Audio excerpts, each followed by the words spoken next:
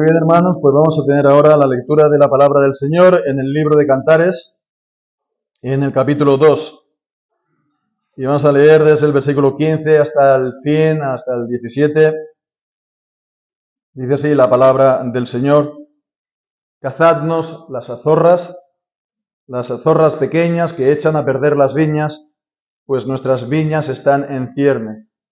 Mi amado es mío y yo soy suya. Él apacienta entre los lirios, hasta que despunte el día y huya en las sombras. Vuélvete, amado mío, semejante a la gacela o al cervatillo sobre los montes de Beter. Amén. El Señor bendiga su santa palabra. Bien, con este texto que hemos leído ahora, pues llegamos así al final del capítulo 2 de Cantares, y bien, pues creo que será apropiado que hagamos a partir de este texto pues una pequeña pausa en la exposición de este libro, en el estudio, porque bueno, ya llevamos, creo yo, tal vez 5 o 6 meses casi, y hemos llegado al capítulo 2, entonces nos podemos hacer una idea lo que puede suponer, ¿no?, el continuar sin parar, y sin duda es bueno, y espero que el Señor pues nos lo permita hacer, pero también hay otras cosas necesarias, no sé si decir urgentes, pero sí que son necesarias. Siempre hay muchas cosas necesarias, ¿no?, en la vida espiritual y en la vida también de la congregación, a verlas en la palabra del Señor. Espero pues que esto, a lo visto hasta ahora, pues haya sido de bendición, que haya servido para avivar nuestra fe, nuestro amor por el Señor, por medio de su palabra. Y pues también pues que a estas alturas, después de haber llegado aquí, pues estemos, digamos, sí, veamos, ¿no?, que ciertamente no hay pues ningún problema por interpretar alegóricamente el libro del Eclesiastés y más en general también la Escritura. Que esto haya servido para de alguna manera rehabilitar o vindicar este método de interpretación que ciertamente pues no goza de la mejor o de la mayor reputación entre nosotros hoy. La objeción que se da normalmente es que suprime la autoridad de la Escritura, porque da un significado que se podría decir un poco, digamos, arbitrario, que no es lo que se desprende directamente del texto, y entonces pues así no se puede a lo mejor juzgar entre una cosa u otra, ¿no? Y bueno, pues no es por volver a lo mismo, pero creo que esto habrá servido para ver que, bueno, el significado de la Escritura a cada texto pues es uno. El significado, lo que nos enseña, la palabra autoritativa sigue estando ahí, pero que, bueno, de la misma manera que, por ejemplo, el agua es agua, ¿no? El agua es agua siempre, pero el agua se le da pues distintos usos, ¿no? Está el uso para beber, está el uso para lavar, está el uso para asearse, está el uso para cocinar o para regar, ¿no? El agua es agua, pero se le da distintos usos. Pues así también se puede ver con la alegoría, y sobre todo que no es entonces la alegoría de a ver qué se me ocurre, ¿no?, a ver qué yo digo, a ver qué ingenio se me ocurre, ¿no?, sino que es sobre todo según la palabra del Señor. Se buscan unos significados alegóricos o figurados, se puede decir que es lo mismo, exactamente igual, se le cambia la palabra, unos significados figurados que encontramos en la misma palabra o la misma idea en otros lugares de la Escritura. Como es palabra de Dios, como estas palabras que se usan han estado en la mente de Dios también, entonces se puede, de una manera pues bastante, digamos, segura, pues decir que se puede ver, o se puede hacer la traslación a ver qué es lo que, digamos, eso da. En todo caso lo vamos a ver muy claramente en este texto, porque vamos a ver esta manera de contemplar la palabra de Dios en estas declaraciones, sobre todo hasta el versículo 15 y 16, comenzando pues por cazadnos las zorras que echan a perder las viñas. Entonces, de entrada, en cuanto a la viña, lo hemos estado viendo, ¿verdad?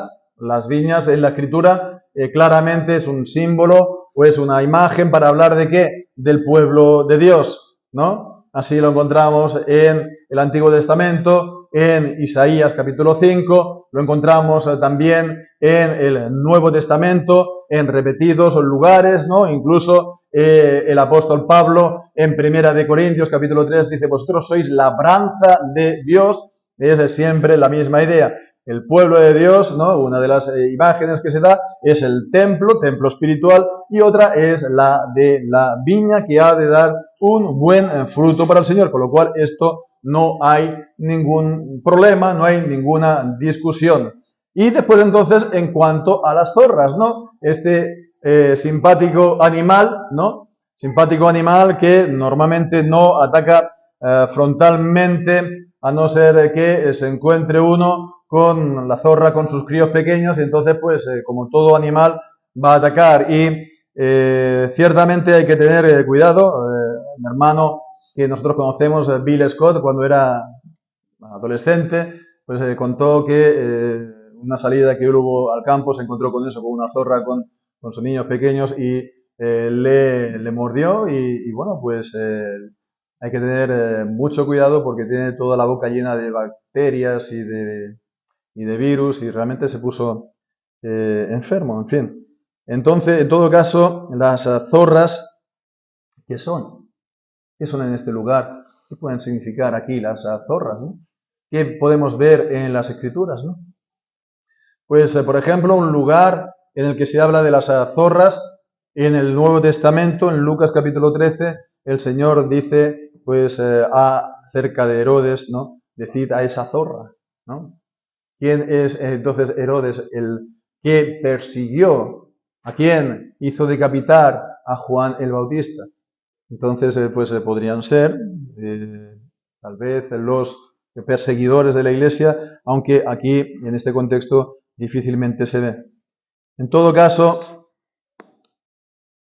la visión que siempre se ha tenido es verlo a la luz de Ezequiel capítulo 13 y versículo 4. Ezequiel 13 y versículo 4. Cuando dice, como zorras en los desiertos fueron tus profetas, oh Israel. Está hablando, por lo tanto, de los falsos profetas. De los falsos profetas y, por lo tanto, también de los, se puede decir, heréticos, que pervierten la palabra del Señor y que difunden, por lo tanto, errores, herejías perniciosas, que al final eso acaba ¿en qué? En divisiones del cuerpo, en que la Iglesia, que es una, así es invisible, pues esté dividida y troceada visiblemente. Entonces vemos, está diciendo, cazadnos las zorras. Este es el sentido que normalmente se ha dado a este pasaje, ¿no? Cuidaos con los falsos profetas, cuidaos pues con aquellos que introducen herejías, introducen divisiones en el pueblo de Dios, introducen sectas, introduce por lo tanto pues el cisma y la división. Cazad las zorras es entonces esta palabra de guardarnos de ellos y pues hacer que, digamos, no tenga, digamos, esta acción en contra de la Iglesia. ¿Qué hemos de hacer nosotros? ¿Cazar en qué sentido?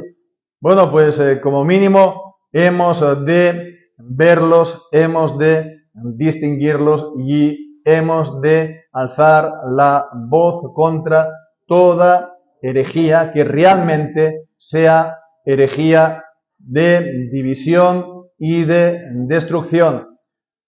Esto es una responsabilidad de los maestros, esto es una responsabilidad de los pastores que han sido puestos al frente del rebaño para guiar y para alertar también. Para alertar, entonces hay que hacer atención de no caer en la palabra de Isaías acerca de los perros dormilones que no saben ladrar. Entonces se ha de dar la voz de alarma ante las herejías de perdición, ante las herejías que son una negación de la palabra y una negación del Señor de la palabra.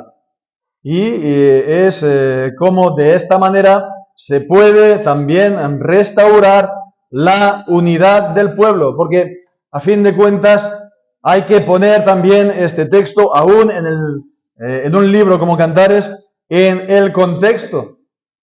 Lo veíamos la semana anterior, que estaba el lenguaje apuntando ¿a qué? A la venida de nuestro Señor, ¿no? Que Él viene a la esposa de la iglesia y le dice, por lo tanto, levántate y ven, resplandece con tu brillo, resplandece con tu gloria para venir al encuentro del Señor. Entonces es el resplandor de su venida, la manifestación de su venida. Es el tiempo del refrigerio, es el tiempo cuando el Señor le dice en el versículo 14, sal de las hendiduras de la peña, sal de los escondrijos en los que estás, resplandece, deja ver tu aspecto, oír tu voz. Y vemos aquí también que es lo mismo el versículo 17, hasta que despunte el día y huyan las sombras, vuélvete, amado. Es el Señor que está viniendo, sé semejante a la gacela o al cervatillo sobre los montes de Betel. Así pues, esto es una de las cosas a tener en cuenta que tiene que ser así en el tiempo de la restauración de todas las cosas que han sido profetizadas y prometidas por los profetas. Ha de haber este tiempo en el que lo escabroso se hace camino recto. Que, las zorras son cazadas y que las enseñanzas falsas son dichas como tal, y de manera que esto no sirva para dividir al pueblo, sino al contrario, para unir al pueblo. Esta es la perspectiva del tiempo de la restauración, que las distintas iglesias particulares se sientan para hablar con el compromiso de decir, no va a haber aquí ni una sola denominación más y no nos vamos a levantar de aquí. ¿Sería que hayan dos Cristos? Cristo está unido, por lo tanto, a su iglesia. Y su iglesia que, ha, como vimos en su día, sufrido los rigores del día, del calor, del mediodía, que ha quemado su piel, lo ha vuelto oscura y ha conocido todo tipo de amarguras en la tribulación, tiene que ser así. Cuando el Señor vuelva, va a venir entonces a encontrar esta iglesia visible, gloriosa. Porque eso es lo que le está diciendo, muestra el aspecto. Muéstrate, como hazte visible en esta belleza que es tuya, en esta gloria que Cristo te ha dado. Hasta que el día despunte y huyan las sombras. Y el Señor, como vimos la semana anterior, es como los cervatillos, las gacelas y viene brincando por encima de los montes, viene sorteando todas las obstáculos, todas las divisiones, empezando ya por la principal que son nuestros pecados, que ha hecho esta división entre Él y nosotros. Y Él viene, por lo tanto, Él viene, está viniendo. Él aquí, Él está tras nuestra pared, mirando por las ventanas, mostrándose por las celosías. Hermanos, pues, como digo a menudo, mostrémonos entonces con este celo para el Señor, para estar apresurando su venida. Él vendrá a esta iglesia gloriosa. Hagamos pues todo lo posible para que esta iglesia se muestre como tal, porque sabremos entonces que el día está cercano a las puertas. Pues hermanos, el Señor entonces nos ayude a tener esto presente, nos ayude, por lo tanto, como hemos visto, a seguir la unidad en amor, la verdad de la palabra, a crecer en Él, que es nuestra cabeza, a la estatura de Él, del varón perfecto, y vivamos, hermanos, en este amor a Él, en exclusiva, en esta obediencia de amor por su palabra, y hermanos, pues que nuestra alma sea este lirio fragante a los ojos de Él, y estemos en esta bendita comunión con Él. El Señor bendiga su santa palabra. Amén.